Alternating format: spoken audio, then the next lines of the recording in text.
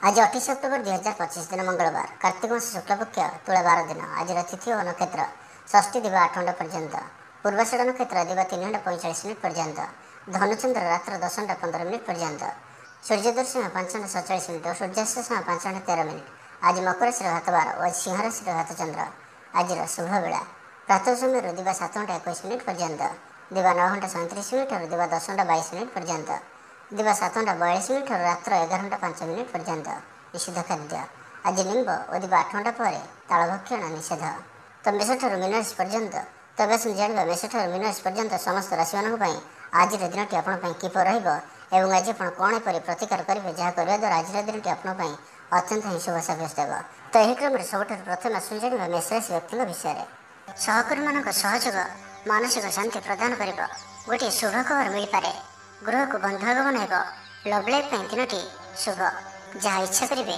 ताहा आज दिन में आप करेंगे छात्र छात्री मैंने सांगसाथी गहन में भोजी भात मातिबे कौन से स्थान को बुलाबुली करने आज जापारती और छात्र छात्री मैंने फ्यूचर प्लानिंग करें आज आपको परिवार सपोर्ट प्राप्त हो आयर नुआ स्रोत आपको प्राप्त हो पितामाता आशीर्वाद मिल परिवार मध्य स्नेह वृद्धि हो कौन से पुराणा मित्रों सह भेट मन में अधिक खुशी आनीदेव अपराह्न सुस्वादु भोजन प्राप्त करेंगे कर्मतत्परता प्रकाश पाइब मन प्रफुल्ल मंदिर दर्शन में जीवे पारिवारिक जीवन में उत्तम बुझावण महिला मान गृह निपुण रे दिनटी आपण उत्सवमुखर व्यवसायी मानक अधिक लाभ देखा मिल सांगसाथी और बंधुबांधव ग्रहण में दिनटी कटो ए वर्षर आज आपंकर आशा कि अधिक होबार अच्छी डेली इनकम डबल हो पारे आयर वृद्धि हो धन स्थिति मजबूत आसुअछि आपंकर विचार विकसित हो आग को बढ़ार सुजोग आपको मिल पार यही समय बिजनेस पार्टनरशिप रे लाभ मिल निजक सठिक दिगरे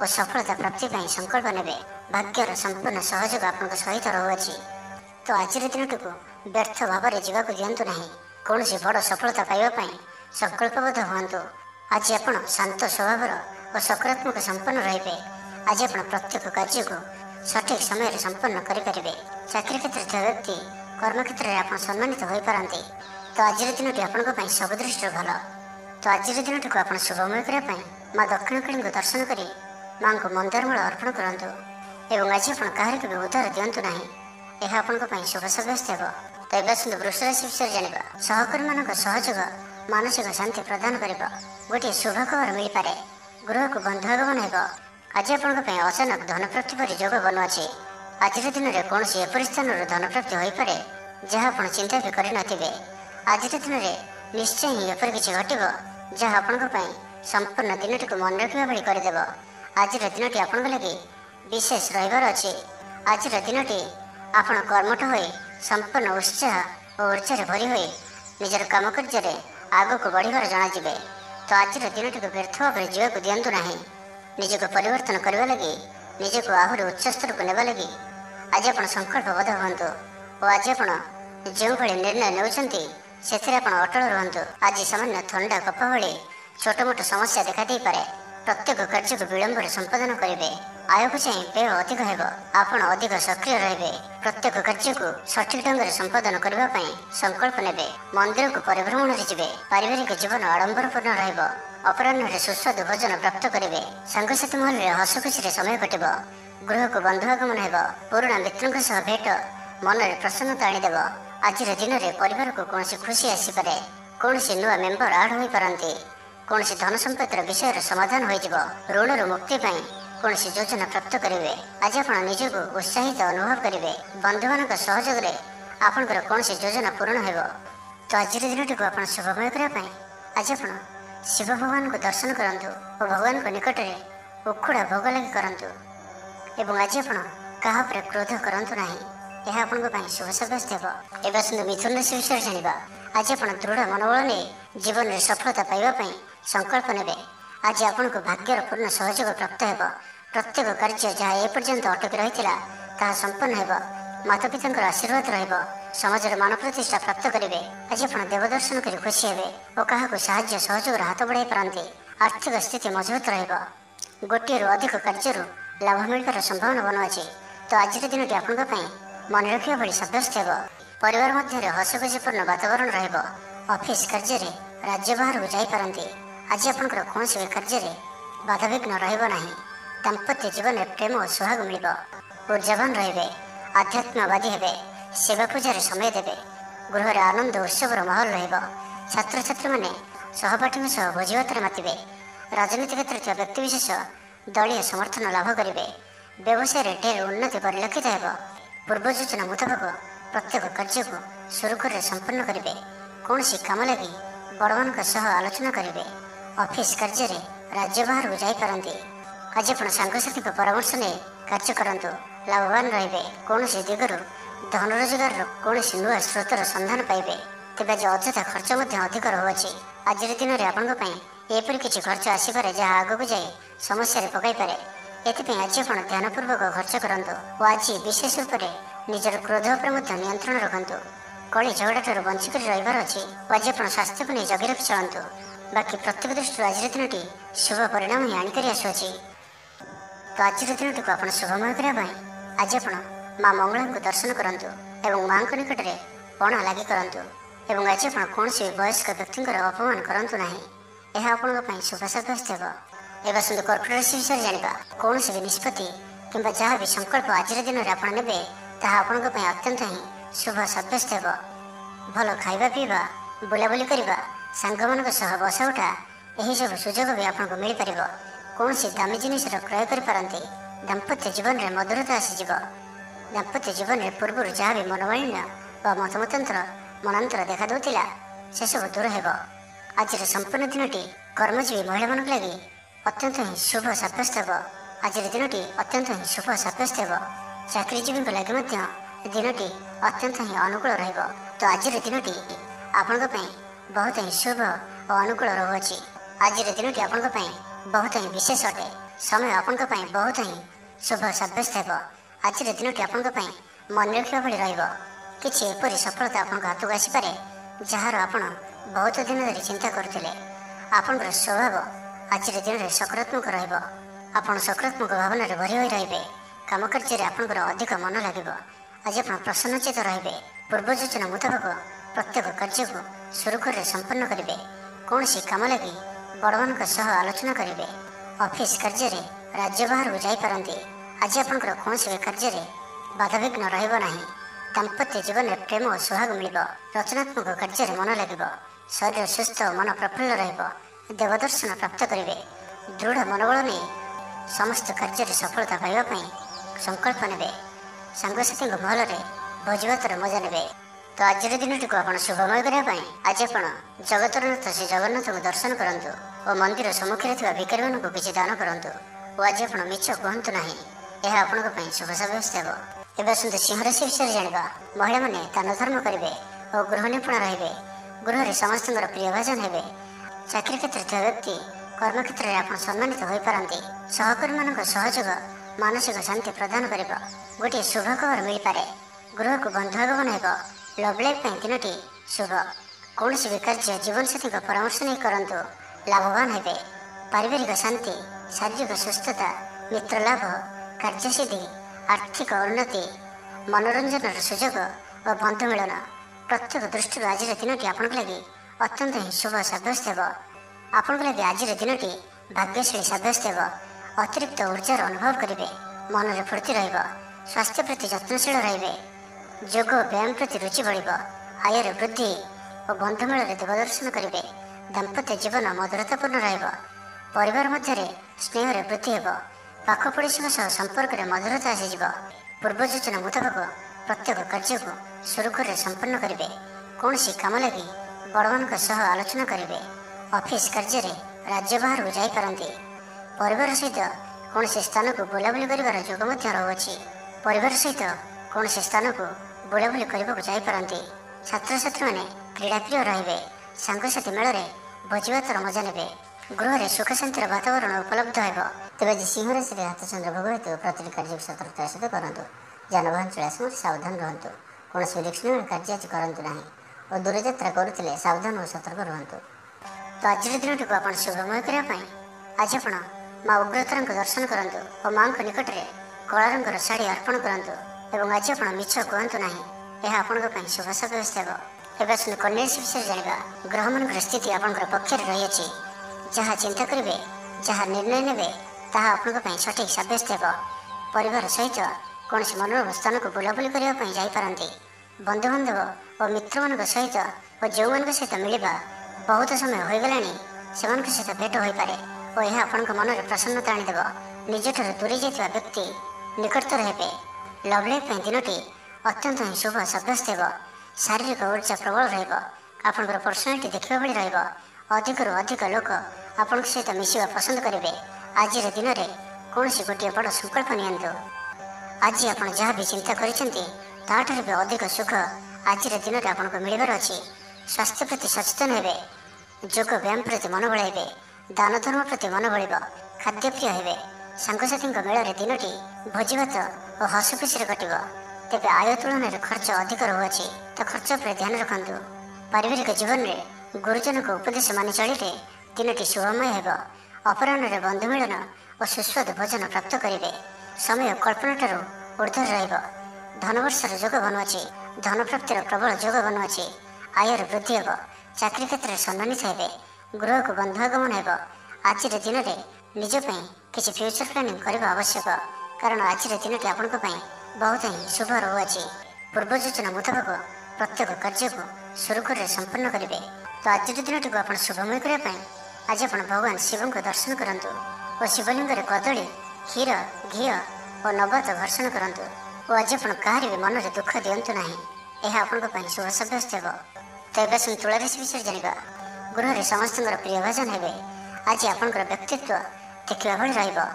ଚାକିରି କ୍ଷେତ୍ରରେ ଆପଣ ସମ୍ମାନିତ ହୋଇପାରନ୍ତି। କୌଣସି କାର୍ଯ୍ୟରେ ଓ ମନୋକାମନାକୁ ସଫଳ କରିବା ପାଇଁ ଆଜି ଆପଣ ସଂକଳ୍ପ କରିପାରନ୍ତି ଓ ଏହା ଆପଣଙ୍କ ପାଇଁ ଲାଭକାରୀ ରହିବ। ମିତ୍ରମାନଙ୍କ ସହ ଯୋଗାଯୋଗ ହେବ। ସାଙ୍ଗମାନଙ୍କ ସହ ଅଧିକ ସମୟ କଟିବ। ଦାମ୍ପତ୍ୟ ସୁଖରେ ବୃଦ୍ଧି ହେବ। ବ୍ୟାପାର କ୍ଷେତ୍ରରେ ନିବେଶ କରିବା ଲାଗି ଚିନ୍ତା ବିଚାର କରିପାରନ୍ତି। ଆଜିର ଦିନରେ ଏପରି ଗୋଟିଏ ସମୟ ଆସିବ ଯାହାକି ଆଜିର ଦିନଟିକୁ ଆପଣ ଭୁଲିପାରିବେ ନାହିଁ। କଳା ଓ ସଙ୍ଗୀତ କ୍ଷେତ୍ରରେ ଥିବା ବ୍ୟକ୍ତି ସମାଜରେ ନାମ ଓ ଧନର ଅଧିକାରୀ ହେବେ। ଆର୍ଥିକ ସ୍ଥିତି ମଜବୁତ ରହିବ। ଶାରୀରିକ ଉର୍ଜା ଓ ଉତ୍ସାହ ସହିତ ଆପଣ ପ୍ରତ୍ୟେକ କାର୍ଯ୍ୟକୁ କରିବେ। ଆଜିର ଦିନଟି ଆପଣଙ୍କ ପାଇଁ ଏକ ଅତ୍ୟନ୍ତ ହିଁ ଶୁଭ ଓ ଭାଗ୍ୟଶାଳୀ ଦିନ ସାବ୍ୟସ୍ତ ହେବାର ଅଛି। ଆପଣଙ୍କର ଅଟକି ରହିଥିବା କୌଣସି ଗୋଟିଏ କାର୍ଯ୍ୟ ଆରମ୍ଭ ହୋଇପାରେ। ଆପଣଙ୍କୁ ଆଜି ସନ୍ତାନମାନଙ୍କ ତରଫରୁ କୌଣସି ବଡ଼ ଖୁସିର ଖବର ଶୁଣିବାକୁ ମିଳିପାରେ। ଯାହା ବି ପୂର୍ବରୁ କିଛି କଳିଝଗଡ଼ା ଲାଗି ରହୁଥିଲା ପରିବାର ମଧ୍ୟରେ ହେଉ ବା କାହା ସହିତ ବି ହେଉ ତାହାର ଅନ୍ତ ହେବ। ପାରିବାରିକ ସୁଖ ସୁବିଧା ପ୍ରାପ୍ତ ହେବ। ଲାଭ ସ୍ଥାନରେ ଦୃଷ୍ଟି ଆପଣଙ୍କର ଦିନକୁ ଲାଭରେ ଭରି କରି ରଖିବ। ଲଭ୍ ଲାଇଫ୍ ପାଇଁ ଦିନଟି ବହୁତ ହିଁ ବେଷ୍ଟ ସାବ୍ୟସ୍ତ ହେବ। ଆଜିର ଦିନଟି ଆପଣଙ୍କ ଲାଗି ମନେ ରଖିବା ଭଳି ସାବ୍ୟସ୍ତ ହେବ। ଆଜି ଆପଣ ଯେଉଁ କାର୍ଯ୍ୟକୁ ହାତକୁ ନେବେ ତାହା ସହଜରେ ହିଁ ସମ୍ପନ୍ନ କରିବେ। ବିଦ୍ୟାର୍ଥୀମାନେ ସାଙ୍ଗସାଥୀଙ୍କ ମେଳରେ ଭୋଜିଭାତରେ ମାତିବେ। ଗୃହକୁ ବନ୍ଧୁ ଆଗମନ ହେବ। କୌଣସି ସ୍ଥାନରୁ ଅର୍ଥ ମିଳିବାର ସୂଚନା ମିଳୁଅଛି। ଅଚାନକ ଧନ ପ୍ରାପ୍ତିର ଯୋଗ ମଧ୍ୟ ବନୁଅଛି। ଦେବଦର୍ଶନ ପ୍ରାପ୍ତ କରିବେ। ନୂତନ ବସ୍ତ୍ର ପରିଧାନ କରିବେ। ପାରିବାରିକ ଜୀବନରେ ସୁଖ ଶାନ୍ତି ଅବ୍ୟାହତ ରହିବ। ମହିଳାମାନେ ଦାନ ଧର୍ମ କରିବେ ଓ ଗୃହ ନିପୁଣ ରହିବେ।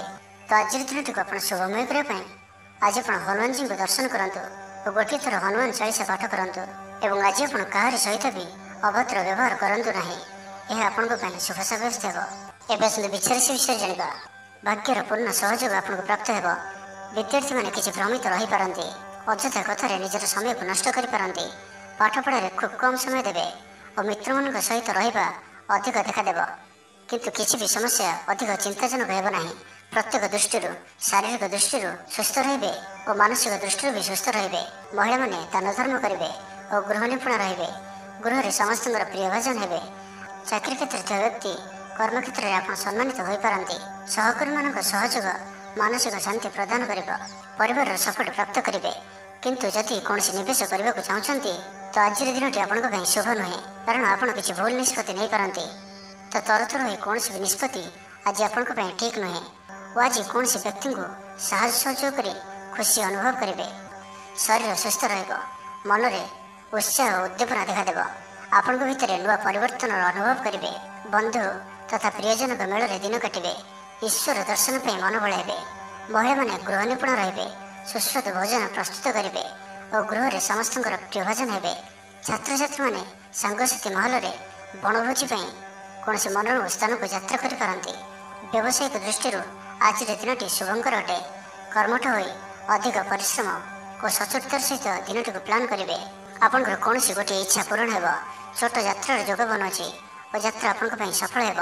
छोट भाई भौणी सहित संपर्क मजबूत हेब, पुराणा मतांतर और मनांतर सब दूर हेब। तो आज दिन टी आप शुभमय करने आज आप माँ दुर्गा दर्शन करूँ और माँ निकट में लाल रंगर शाढ़ी अर्पण करूँ। यह आपण शुभ सब्यस्त हो। धनुराशि विषय जाना परिवार मध्य हसखुशीपूर्ण वातावरण रफिस कार्य राज्य बाहर जापारती। आज आपंकर कौन भी कार्य बाधाविघ्न रहा। दाम्पत्य जीवन में प्रेम और सुहाग मिल। रचनात्मक कार्य मन लगे। शरीर सुस्थ और मन प्रफुल्ल रही कौन क्षेत्र में साहाय्य कर आत्मसंतोष लाभ करेंगे। आज कौन एक बड़ निर्णय व निष्पत्ति नहीं पारती। आज आप ऊर्जावान रे। सांगसाथी महल में भोजीभातर मौज ने। चाकरी क्षेत्र व्यक्ति कर्मक्षेत्र में आप सम्मानित हो पारती। सहकर्मी मान सहयोग मानसिक शांति प्रदान कर गोटे शुभ खबर मिल पारे। गृह को बंधुआगमन हो। लव लाइफ दिनटी शुभ। तो जानी कि आज दिन आपण सब दृष्टि भल ही रही। निजक उन्नत करने लगी बीती जाइए समय को चिंता न करी आग को बढ़ापी निजक सफल करने आज संकल्पबद्ध हूँ। देह सुस्थ और मन प्रसन्न रह। देवदर्शन करेंगे। समस्त कार्य सफलता संकल्प ने। नूतन वस्त्र परिधान करेंगे। आज आपंकर स्वभाव अन्य को प्रभावित कर। आर्थिक स्थिति में सुधार आसब। आर्थिक समस्या मान अंत हो। माँ लक्ष्मी कृपा प्राप्त हो। आज दिन में आपंकर जीवन में कौन बड़ उपलब्धि कौन बड़ खुशी आसपे। सकाल ठारू संध्या पर्यंत समय आपण किसी यही प्रकार रहा आत्मविश्वास को बढ़ाइब। आज दिन में नि प्रत्येक निर्णय प्रत्येक फ्यूचर प्लानिंग आपन को सिक्योर करे। विद्यार्थी होइथांतु गृहिणी होइथांतु व्यापारी किंबा चाकरी क्षेत्र में अच्छा आपण बहुत ही शुभ रही अच्छी बहुत ही खुशी आणिक आसुची। तो आज दिन टी आप शुभमय करने आज आप जगतरनाथ श्री जगन्नाथ को दर्शन करूँ और मंदिर सम्मुखें भिकारी मान को किसी दान करूँ। और आज आप मिछ कहतु ना यह आपण शुभ सब्यस्त हो। सुंदर मकर राशि विषय जाना आज आप ऊर्जावान जनाजे। आपंकर कार्य और कथा कहवा शैली अन्य को प्रभावित कर। सांगसाथी मेल में निजर प्रभाव को बजाय रखिए और सांगसाथी मेल में भोजीभातर मजा ने। महिला मैंने दान धर्म करेंगे और गृह निपुण रे। गृह में समस्त प्रिय भाजन हे। चाकरी क्षेत्र व्यक्ति कर्मक्षेत्र में आप सम्मानित हो पारती। सहकर्मी मान सहयोग मानसिक शांति प्रदान कर। विद्यार्थी पाठपढ़ा कनसेंट्रेट करेंगे। फ्यूचर प्लानिंग करपारती। निजर भूल को कि अवहेला आदि को सुधारने आज दिन में एक एपरी रेजुलेसन ने जहाँ आपण दृढ़ निश्चय आपण को आग को नहीं जीव आपण को सफलता प्रदान कर। आज आप पूर्व योजना अनुसार समस्त कार्य को सठिक समय पूरा करेंगे। शारीरिक सुस्थता बजाय रहा। नूतन वस्त्र परिधान करेंगे। महिला मैंने सुस्वादु खाद्य प्रस्तुत करेंगे। छात्र छात्री मान आज दिन शुभ सब्यस्त हो। आपंकर काम कार्य क्षेत्र में आपको उन्नति देवची। निवेश करने क्षेत्र में आप आगे पारती। शानदार रही अच्छे तो ध्यान सहित शुणु। आपंकर भाग्य वृद्धि आणिक आसुची। आपंकर प्रत्येक अटकी कार्य आरंभ हो। द्रुत गति संपन्न हो। कर्म कम और फल अधिक पर योग बनुचे। प्रभु को आराधना मन को शांति मिल। गुरुजन के प्रति भक्तिभाव रहा। शारीरिक सुस्थता बजाय रहा। मन प्रफुल्ल रहा। सांगसाथी और बंधु बांधव गहन में दिन काटे। दाम्पत्य जीवन ढेर सुखमय हो। व्यवसाय कारोबार वृद्धि पाइब। गृह को बंधुआगमन हो। जीवन को सठिक ढंग से बचाई और जीवन में सफलता पाइबापी संकल्प ने। तो आज दिन टी आप शुभमय करने आज आप भगवान विष्णु का पूजा आराधना करूँ और विष्णु सहस्र नाम पाठ करूँ। और आज आप कौन भी कार्य को तरतर ही करूँ ना यह आप शुभ सब्यस्त हो। तेज सुंदर कुंभ राशि विषय जाना आपंकर सुविधार वृद्धि हो। जीवन साथी संपर्क मधुर सब्यस्त हो। आपंकर अटकी रही कौन से कार्य आरंभ हो पारे कि कौन से कार्य पूर्व प्रस्तुति करपारती। आप ऊर्जावान और सक्रिय रे किंतु आज अधिक दौड़ा दौड़ी अर्थात आज अधिक व्यस्त रे। एथि आज मुंडे सामान्य भारीपण कि मानसिक स्थल में आप दुर्बल रही पारती। किंतु आज आपंकर कर्मक्षेत्र में प्रशंसा और सम्मान प्राप्त हो। आपंकर कौन गोटे इच्छा पूरण हो। छोट यात्रार जोग बनुचे और यात्रा आपण सफल हो। छोट भाई भौणी सहित संपर्क मजबूत हो। पुराणा मतांतर और मनांतर सब दूर हो। भाग्यर पूर्ण सहयोग आपको प्राप्त हो। आपंकर जीवन में एक एपरी परिवर्तन समय चली जहाँकि संपूर्ण ग्रह मानकर मधुर स्थिति आपण को सब दृष्टि लाभ ही लाभ देते। तो बसी रुहतु ना निजर जीवन को उन्नत करने लगी आमको निजक ही लगे पड़ो। तो व्यर्थ भाव में समय नष्ट करूँ ना। आपण शुभ समय आरंभ हो। भूमि और वाहन सुख प्राप्त हो। ଯାହା ଇଚ୍ଛା କରିବେ ତାହା ଆଜି କରିପାରିବେ ଓ ପ୍ରତ୍ୟେକ କାର୍ଯ୍ୟରେ ଆପଣଙ୍କୁ ସଫଳତା ହିଁ ପ୍ରାପ୍ତ ହେବ। ଆଜି ଆପଣ ଦାମ୍ଭିକ ସ୍ୱଭାବର ହେବେ। ଖେଳକୁଦ ଓ ମୌଜ ମଜଲିସରେ ଦିନ ଅତିବାହିତ କରିବେ। ଦେବାଦେବୀଙ୍କ ଦର୍ଶନ କରିବେ। ଆୟ ଓ ବ୍ୟୟ ସମାନ ରହିବ। ପାରିବାରିକ ଜୀବନ ହର୍ଷ ଉଲ୍ଲାସମୟ ରହିବ। ଛାତ୍ରଛାତ୍ରୀମାନେ ନୂତନ ବନ୍ଧୁତା ସ୍ଥାପନ କରିବେ। ଗୃହକୁ ବନ୍ଧୁ ଆଗମନ ହୋଇପାରେ। ବ୍ୟବସାୟରେ ଲାଭରେ ବୃଦ୍ଧି ହେବ। ଜୀବନକୁ ଉନ୍ନତ କରିବା ଲାଗି କୌଣସି ସଂକଳ୍ପ ନେଇପାରନ୍ତି। ପିତାମାତାଙ୍କର ଆଶୀର୍ବାଦ ଆପଣଙ୍କର ସହିତ ରହିବ। ପୂର୍ବ ଯୋଜନା ସଫଳତାର ସହିତ ସମ୍ପନ୍ନ କରିବେ। କୌଣସି ମୂଲ୍ୟବାନ ଜିନିଷ କ୍ରୟ କରିପାରନ୍ତି। ତ ଆଜିର ଦିନଟିକୁ ଆପଣ ଶୁଭମୟ କରିବା ପାଇଁ ଆଜି ଆପଣ ଭଗବାନ ନୃସିଂହଙ୍କୁ ଦର୍ଶନ କରନ୍ତୁ ଓ ତାଙ୍କ ନିକଟରେ ତୁଳସୀ ପତ୍ର ଓ ଧଳା ଫୁଲ ଲାଗି କରନ୍ତୁ। ଏବଂ ଆଜି ଆପଣ କାହାରି ମନରେ କଷ୍ଟ ହେଲା ଭଳି କିଛି କୁହନ୍ତୁ ନାହିଁ। ଏହା ଆପଣଙ୍କ ପାଇଁ ଶୁଭ ସାବ୍ୟସ୍ତ ହେବ। ଏବେ ଆସନ୍ତୁ ମୀନ ରାଶି ବିଷୟରେ ଜାଣିବା। ଭବିଷ୍ୟକୁ ନେଇ କୌଣସି ଯୋଜନା ପ୍ରାପ୍ତ କରିବେ। ଆଜି ଆପଣ ଯେଉଁ ବି କାର୍ଯ୍ୟ ହାତକୁ ନେବେ ତାହା ସହଜରେ ହିଁ ସମ୍ପନ୍ନ କରିବେ। କୌଣସି ନିର୍ଣ୍ଣୟ ଓ କୌଣସି ବି ନିଷ୍ପତ୍ତି କିମ୍ବା ଯାହା ବି ସଂକଳ୍ପ ଆଜିର ଦିନରେ ଆପଣ ନେବେ ତାହା ଆପଣଙ୍କ ପାଇଁ ଅତ୍ୟନ୍ତ ହିଁ ଶୁଭ ସାବ୍ୟସ୍ତ ହେବ। ତ ଆଜିର ଦିନଟି ଆପଣଙ୍କ ପାଇଁ ମିଳାମିଶାପୂର୍ଣ୍ଣ ରହିଲେ ବି ଆଜି ଆପଣଙ୍କ ପାଇଁ ଏକ ଭାଗ୍ୟବର୍ଦ୍ଧକ ଦିନ ଭାବରେ ସାବ୍ୟସ୍ତ ହେବ, ଯାହାକି ଆପଣ ଭୁଲିପାରିବେ ନାହିଁ। ମନରେ ଫୁର୍ତ୍ତି ରହିବ। ସ୍ୱାସ୍ଥ୍ୟ ପ୍ରତି ଯତ୍ନଶୀଳ ରହିବେ। ଆୟ ଉତ୍ତମ ରହିବ। ବନ୍ଧୁ ମେଳରେ ଦେବ ଦର୍ଶନ କରିବେ। ଭୋଜିଭାତର ମୌଜ ନେବା ପାଇଁ କୌଣସି ମନୋରମ ସ୍ଥାନକୁ କିମ୍ବା ଦୂରଯାତ୍ରା କରିପାରନ୍ତି।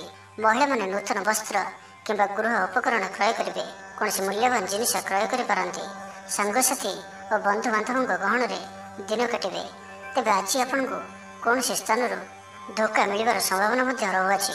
ତ କୌଣସି ବଡ଼ ଧରଣର ନିବେଶ କିମ୍ବା କିଛି ଜରୁରୀ କାଗଜପତ୍ରର କାର୍ଯ୍ୟ ଆଜି କରନ୍ତୁ ନାହିଁ। ଆଳସ୍ୟ ଆସିପାରେ। କୌଣସି ଭୁଲ ହୋଇପାରେ। ଅଯଥା ଖର୍ଚ୍ଚରେ ବି ଯୋଗ ବନୁଅଛି।